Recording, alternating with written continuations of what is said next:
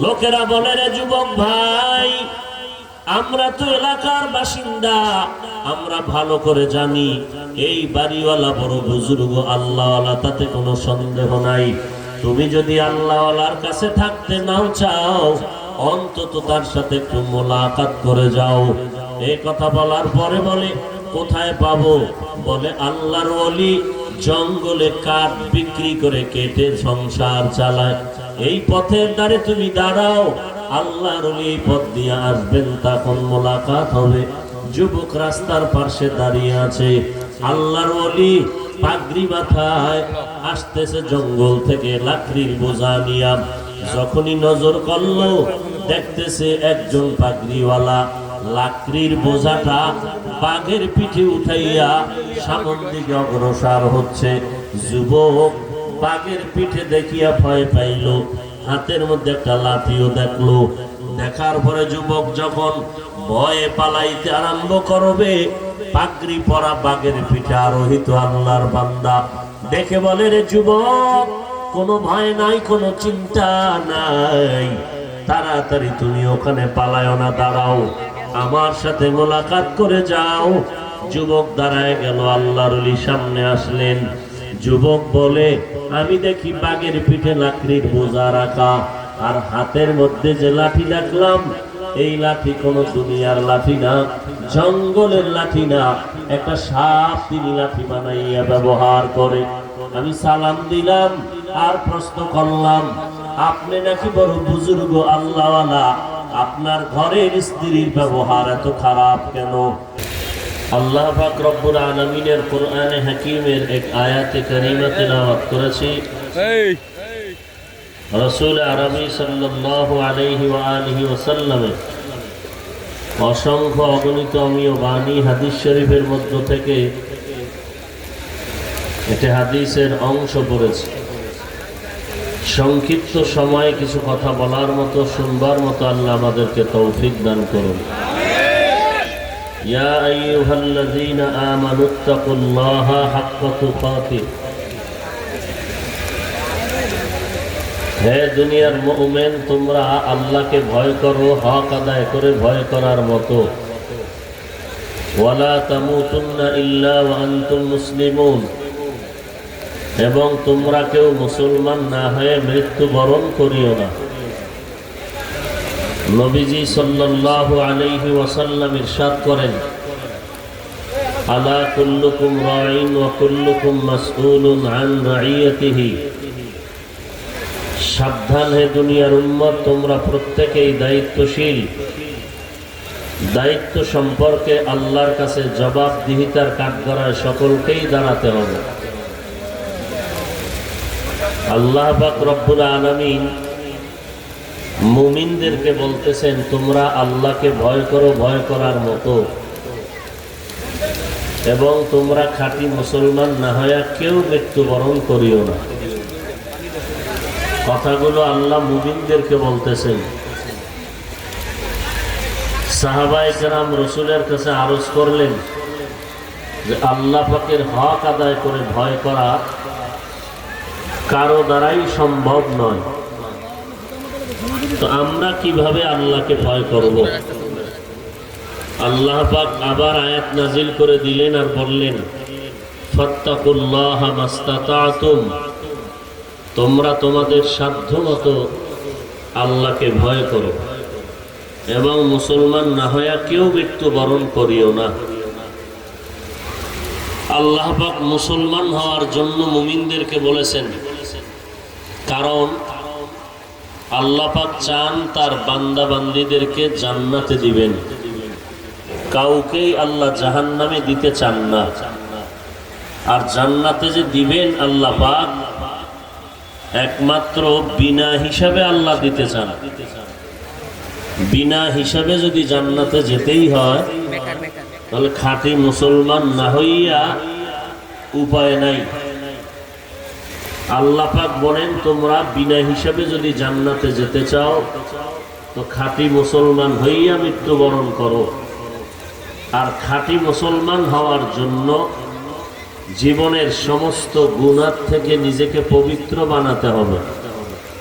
আর গুনাহ থেকে পবিত্র হওয়ার জন্য যে পুঁজিটা প্রয়োজন, এই পুঁজিটার নাম হলো তাকওয়া।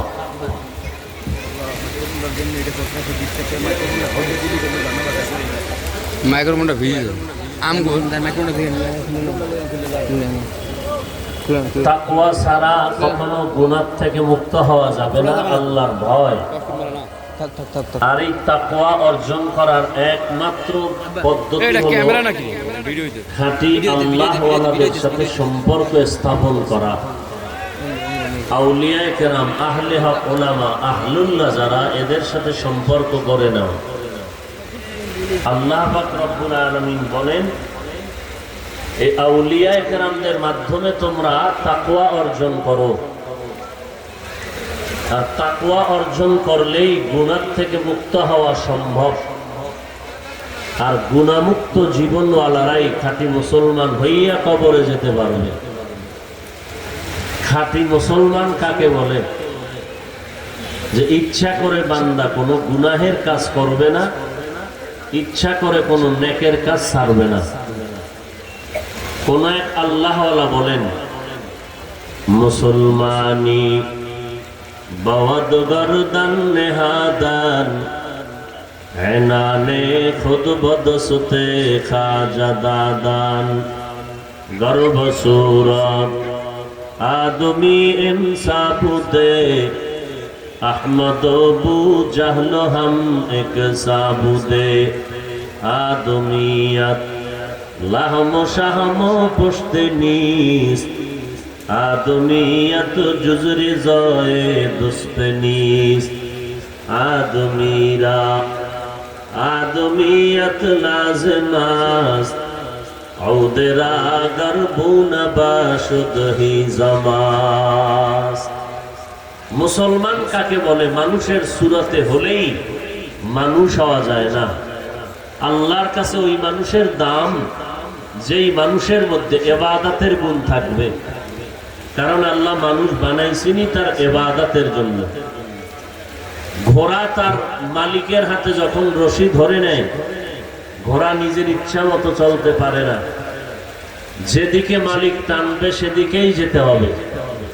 ঠিক যারা আল্লাহ পাকের মহাব্বতের রশি গলায় লাগাবে, ওই মুমিন বান্দা নিজ ইচ্ছায় চলার কোনো উপায় নাই, আল্লাহর রাজি ও খুশি অনুযায়ী চলবে। আল্লাহ পাক বলেন, আমি তোমাদেরকে জান্নাতে বিনা হিসাবে দিতে চাই। আর বিনা হিসাবে যদি জান্নাতে যেতেই চাও, তাহলে তোমরা খাঁটি মুসলমান হও। আর এক আয়াতে আল্লাহ বলেন, ইয়া আইয়ুহাল্লাযীনা আমানু দুখুলু ফিস-সিলমি কাফা ওয়া লা তাত্তাবিউ খুতুওয়াতিশ শাইতান ইন্নাহু লাকুম আদুউম মুবিন। হে দুনিয়ার মুমিন, শয়তানের পদাঙ্ক অনুসরণ করো না, তোমরা ইসলামের মধ্যে পরিপূর্ণ প্রবেশ করে নাও। অন্য আয়াতে আল্লাহ বলেন, ইয়া আইয়ুহাল্লাযীনা আমানু আমিনু বিল্লাহ। আরে মুমিন, তোমরা আল্লাহর উপরে ঈমানকে মজবুত করে নাও, রাসূলের উপরে ঈমানটাকে মজবুত করে নাও। আল্লাহর মোহাব্বত নিয়ে জমিনের মধ্যে চলো এবং আল্লাহ ওয়ালাদের সাথে সম্পর্ক তৈরি করে দাও। দুনিয়ার ক্ষণস্থায়ী রং তামাশায় পড়ে আসল ইসলাম আর মুসলমানিত্ব হারিয়ে ফেলবা না। কারণ এই দুনিয়ার কোনো দাম আল্লাহর দরবারে নাই। কাফের বেঈমানের জন্য দুনিয়াটা আল্লাহ রং তামাশার জন্য বানিয়েছেন। আল্লাহর নবী বলেন, ক্বালান নবিয়্যু সাল্লাল্লাহু আলাইহি ওয়া আলিহি ওয়াসাল্লাম, আদ-দুনিয়া সিজনুল মুমিন ওয়া জান্নাতুল কাফির। মুমিনের জন্য দুনিয়াটা জেলখানা, বেঈমানের জন্য দুনিয়াটা হলো বালাখানা। যত কষ্ট আল্লাহ মুমিনকে দুনিয়ায় দিবেন, মরণের পরে শান্তি শুরু হবে, আর কোনোদিন শেষ হবে না। আর যত শান্তি বেঈমানকে আল্লাহ দুনিয়ায় দিবেন, মরণের পরে অশান্তি শুরু হবে, আর কোনোদিন শেষ হবে না।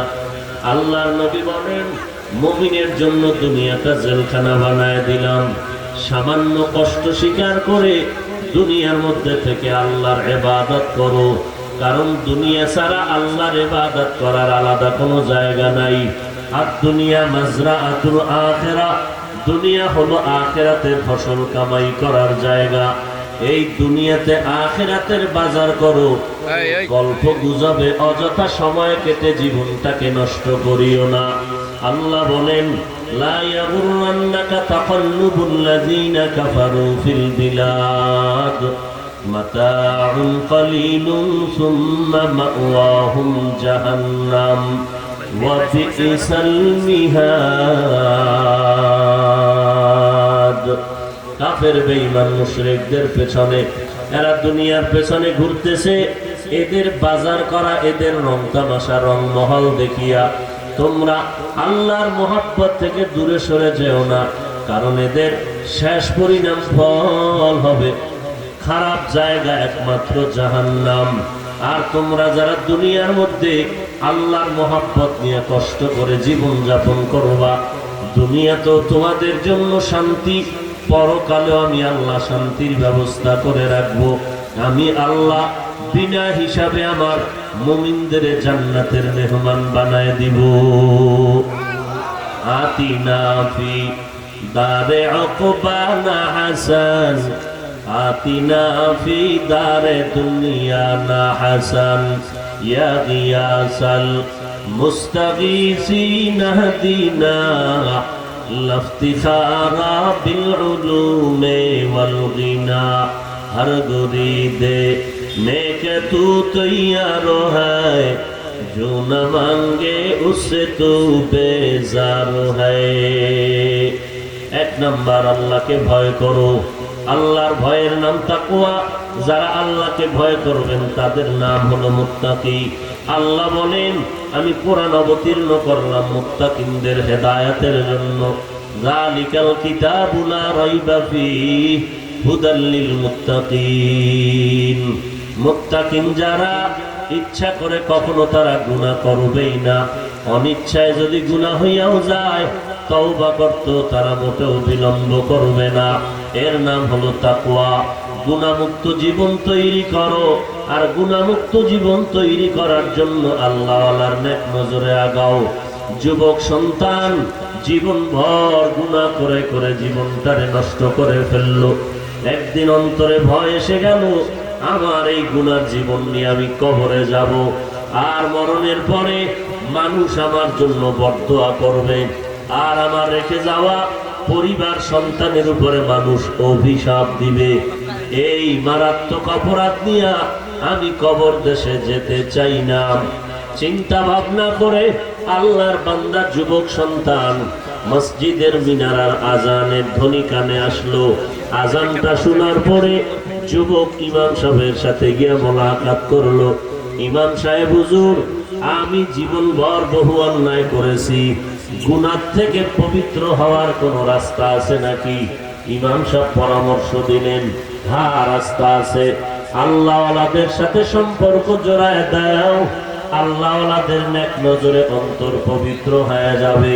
আল্লাহওয়ালাদের নেক নজরে বান্দার জীবনটা বড় ধন্য হয়ে যাবে। ইমাম সাহেবের পরামর্শ নিয়ে যুবক আল্লাহর গোলাম রওনা হয়ে গেল। আল্লাহর এক বান্দা আহলে হক আহলুল্লাহ তার দরবারে বহুদূর জঙ্গল পেরিয়ে যখন রওনা হয়ে গেল, যেতে যেতে আল্লাহর ওলির বাড়ি হাজির হয়ে গেল।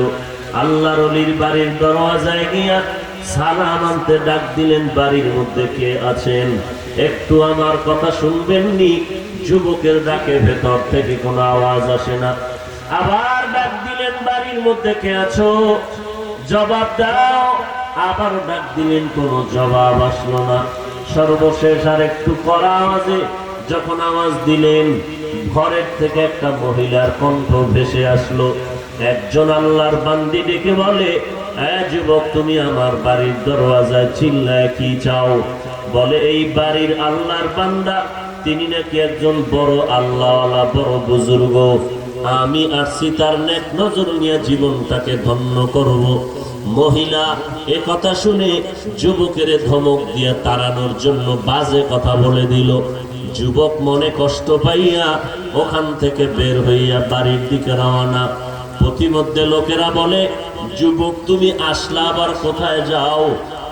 বলে, আসছিলাম এই বাড়ির একজন বুজুর্গ আল্লাহওয়ালা, তার সাথে সম্পর্ক তৈরি করে জীবনটাকে ধন্য করব, কিন্তু ঘরের ভেতরে মহিলার ব্যবহারে আমি বড় কষ্ট পেয়েছি, আমি বাড়িতে রওনা হয়ে যাচ্ছি। লোকেরা বলে, রে যুবক ভাই, আমরা তো এলাকার বাসিন্দা, আমরা ভালো করে জানি এই বাড়িওয়ালা বড় বুজুর্গ আল্লাহওয়ালা, তাতে কোনো সন্দেহ নাই। তুমি যদি আল্লাহওয়ালার কাছে থাকতে নাও চাও, অন্তত তার সাথে একটু মোলাকাত করে যাও। এই কথা বলার পরে বলে, কোথায় পাবো? বলে, আল্লাহর ওলি জঙ্গলে কাঠ বিক্রি করে কেটে সংসার চালায়, এই পথের ধারে তুমি দাঁড়াও, আল্লাহর ওলি এই পথ দিয়ে আসবেন, তখন মোলাকাত হবে। যুবক রাস্তার পাশে দাঁড়িয়ে আছে, আল্লাহর ওলি পাগড়ি মাথায় আসতেছে জঙ্গল থেকে লাকড়ির বোঝা নিয়া। যখনই নজর করলো, দেখতেছে একজন পাগড়িওয়ালা লাকড়ির বোঝাটা বাঘের পিঠে উঠাইয়া সামন দিকে অগ্রসর হচ্ছে। যুবক বাঘের পিঠে দেখিয়া ভয় পাইল, হাতের মধ্যে একটা লাঠিও দেখলো। দেখার পরে যুবক যখন ভয়ে পালাইতে আরম্ভ করবে, পাগড়ি পরা বাঘের পিঠে আরোহিত আল্লাহর বান্দা দেখে বলে, রে যুবক, কোনো ভয় নাই, কোনো চিন্তা নাই, তাড়াতাড়ি তুমি ওখানে পালায় না, দাঁড়াও, আমার সাথে মোলাকাত করে যাও। যুবক দাঁড়ায় গেল, আল্লাহর ওলি সামনে আসলেন। যুবক বলে, আমি দেখি বাঘের পিঠে লাকড়ির বোঝা রাখা, আর হাতের মধ্যে যে লাঠি দেখলাম, এই লাঠি কোনো দুনিয়ার লাঠি না, জঙ্গলের লাঠি না, একটা সাপ তিনি লাঠি বানাইয়া ব্যবহার করে। আমি সালাম দিলাম আর প্রশ্ন করলাম, আপনি নাকি বড় বুজুর্গ আল্লাহওয়ালা, আপনার ঘরের স্ত্রীর ব্যবহার এত খারাপ কেন? মহিলার ব্যবহারে আমি কষ্ট পেয়ে বিদায় নিতে চেয়েছিলাম। আল্লাহর ওলি ডেকে বলে, রে যুবক, বলো তুমি কত সময় ঘরের মহিলার আওয়াজ পেয়েছো? একদিন নাকি বলে না, 1 ঘন্টা বলে না, 1 মিনিট বলে না, আধা মিনিটের মতো। এবার আল্লাহর ওলি ডেকে বলে, রে যুবক, তুমি মাত্র আধা মিনিটের কথায় মনটা বেজার করে বিদায় হয়ে যাও, আর আমি এই মহিলাকে নিয়ে সংসার চালাইলাম দীর্ঘ কত বছর পর্যন্ত। এত বকার পরেও, বাজে কথা বলার পরেও আমি আমার স্ত্রীর সাথে কখনো খারাপ আচরণ করি নাই, বরং আমি ধৈর্য ধারণ করে আমি মাওলার কাছে হেদায়েতের দোয়া করেছি। আজ আমার স্ত্রীর এই ব্যবহারে ধৈর্য ধারণ করার কারণে আল্লাহ তাআলা আজ আমার বাঘ আমার গোলাম বানাইছে, জঙ্গলের সাপ হাতের লাঠি বানায় দিয়েছে। থাকো বাদো আবো আতিশ বন্দান, বামানে তু মুর্দা বাহক জিন্দান, আউলিয়ারা কারে উকবা ইখতিয়ার, জাহেলারা কারে দুনিয়া ইখতিয়ার। মাইলে মোমেন সোয়ে মোমেন নিশাওত, মাইলে কাফের সোয়ে কাফের নিশাওত। আল্লাহওয়ালাদের সোহবত, আল্লাহওয়ালা আমাদের মতোই মানুষ, তবে তাদের আখলাক আর চলাফেরা একটু ভিন্ন। আমরাও খানা খাই, তারাও খানা খায়, আমরা ঘুম যাই, তারাও ঘুম যান, আমরা বিবাহ শাদী করি, তারাও করেন, তবে ব্যবধানটা হলো আমাদের ঘুম আর তাদের ঘুম কখনো সমান না। আমরা ঘুমাই, আমাদের ঘুমের ভেতরে আল্লাহর মহাব্বত, রসুলের আদর্শ থাকে না। আর খাঁটি আল্লাহওয়ালারা সামান্য সময় রাতের বেলা ঘুমাইয়া আবার গভীর রাতে আমার আল্লাহর সাথে কথা বলার জন্য দাঁড়ায় যায় নামাজের মুসাল্লায়। এজন্য আল্লাহ পাক বলেন, ইয়া আইয়ুহাল্লাযীনা আমানুত্তাকুল্লাহ ওয়া কুনু মা'আস সাদিকিন। এরে দুনিয়ার মুমিনেরা, আল্লাহকে ভয় করো, এবং খাঁটি আল্লাহওয়ালার সঙ্গী হইয়া থাকো, বন্ধু হয়ে থাকো। কারণ আল্লাহওয়ালার সাথে সম্পর্ক যদি লাগাইতে পারো, জীবনটা ধন্য হয়ে যাবে। আল্লামা শায়েখ সাদি রহমাতুল্লাহি আলাইহি বলেন, আমি একদিন গোসল করার জন্য গোসলখানায় প্রবেশ করলাম। গোসলখানার মধ্যে ঢুকিয়া দেখি গোসলখানার ভেতরে মেশক আর আম্বরের ঘ্রাণ। এত সুন্দর ঘ্রাণ পেয়ে আমি মাতোয়ারা হয়ে গেলাম। এত সুন্দর ঘ্রাণ, আতর কোথায় থাকলো?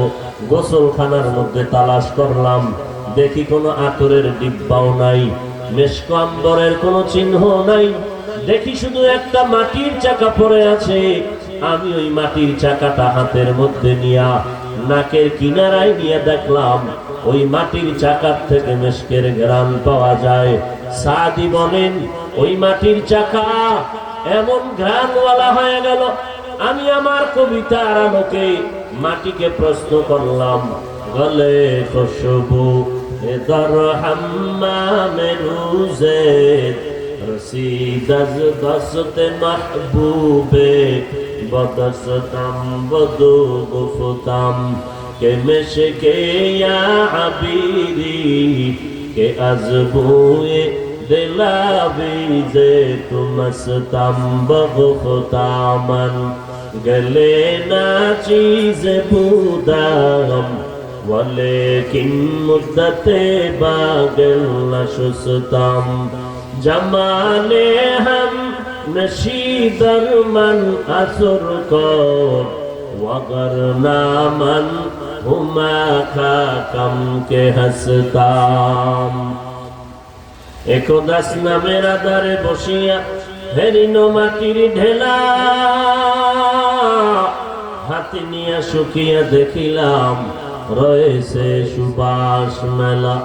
কহিল তাহারে, কস্তুরী তুমি, ওগো তুমি কি আতুর দা, তোমার গায়েতে সুবাসে ভরা, ওগো তুমি কি গুলিস্তা। মাটি জবাব দিল, কহিল সব কিছু আমি নহি, আমি অতি নিচু মাটি, ফুলের সাথে থাকিয়া তাহার সুবাসে হইলাম কাটি। সাদি বলেন, রে মাটি, তোমার থেকে এত ঘ্রাণ কেন আসে? তুমি মেশক নাকি আতরদা? মাটি জবাব দিয়া বলে, রে সাদি, আমি মেশকও না, আতর দাও না, আমি একটা ফুলের গাছের গোড়ায় থাকার কারণে ওই ফুলের ঘ্রাণ আমি মাটির মধ্যে স্পর্শ করলো। সাদি রহমাতুল্লাহ আলাইহি সারা দুনিয়ার মানুষকে বলেন, রে মানুষ, একটা মাটির চাকা ফুলের গাছের গোড়ায় থাকার কারণে ফুলের ঘ্রাণ যদি মাটির মধ্যে ঢুকতে পারে, দুনিয়াওয়ালা বেনামাজি দুনিয়াদার যদি একজন আল্লাহওয়ালার সাথে সম্পর্ক রাখে, ওই আল্লাহওয়ালার নেক সোহবত আর নেক নজরে কেন বেনামাজি আল্লাহওয়ালা হতে পারে না? অবশ্যই আল্লাহওয়ালাদের নেক নজরে একটা জাহান্নামী বান্দাও জান্নাতের প্রতীক হতে পারে। সোহবতে সা লেহ তোরা সা লেহ কুনাত, সোহবতে তালে তোরা তালে কুনাত। এক জমানা সোহবতে বা আউলিয়া বেহতর আজ সদ সালা তাআত বেরিয়া। আল্লাহওয়ালাদের সাথে সম্পর্ক জড়ায়া দাও। আল্লাহ বলেন, ইয়া আইয়ুহাল্লাযীনা আমানুত্তাকুল্লাহ হাক্কা তুকাতিহ, এরে মুমিনের দল, আল্লাহকে ভয় করো সাধ্যমতো। ওয়ালা তামুতুন্না ইল্লা ওয়া আনতুম মুসলিমুন।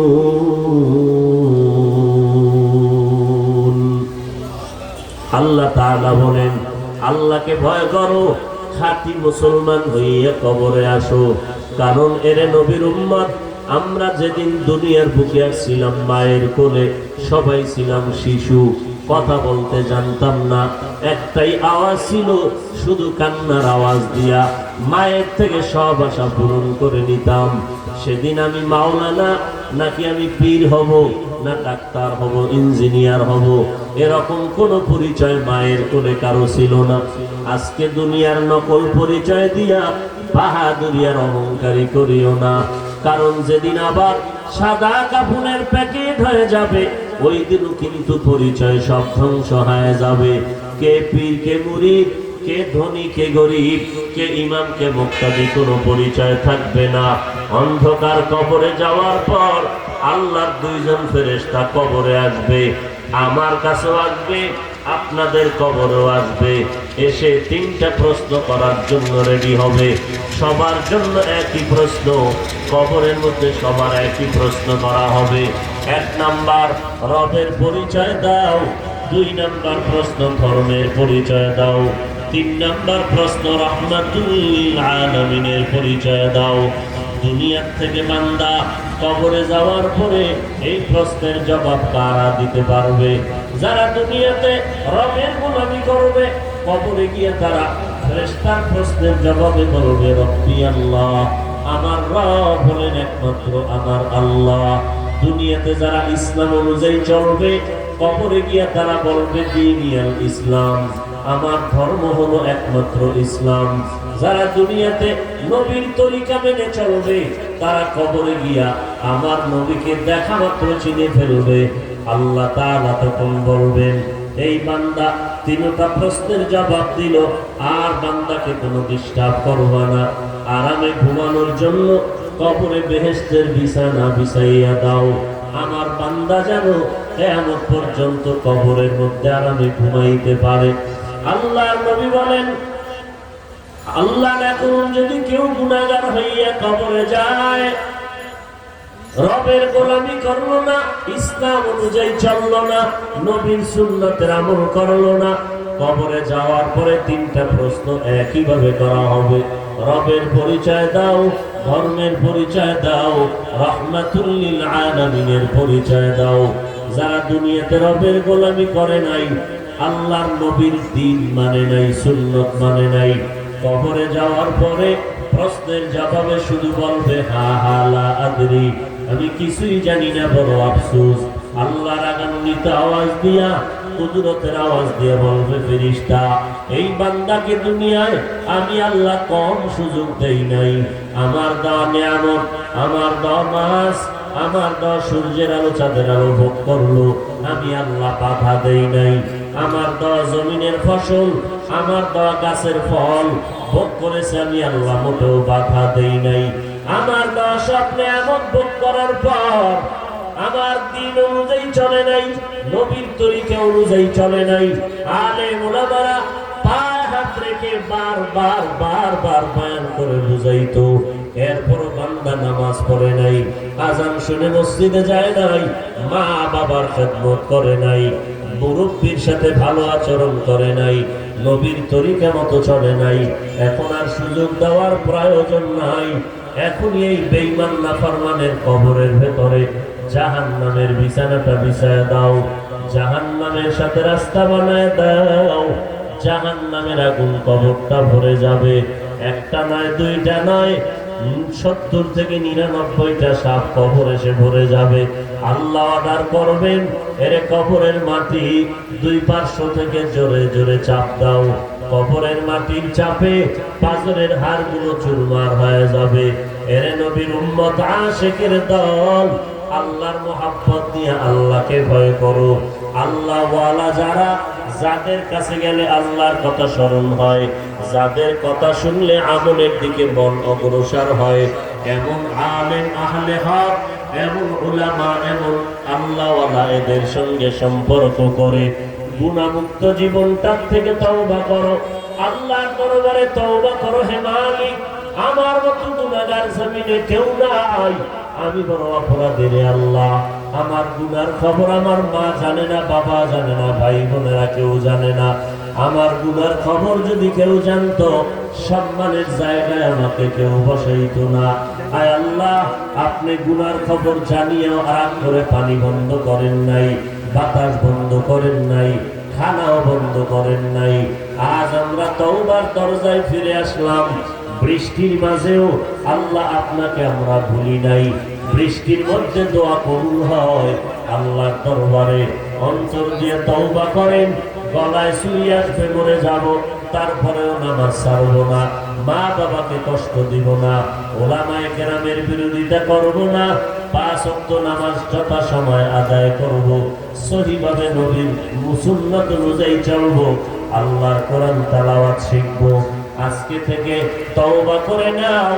যাদের তওবা করার নিয়ত আছে, খাঁটি মহব্বতে জীবন চলে গেল, গুনাহ করব না, নামাজ ছাড়ব না,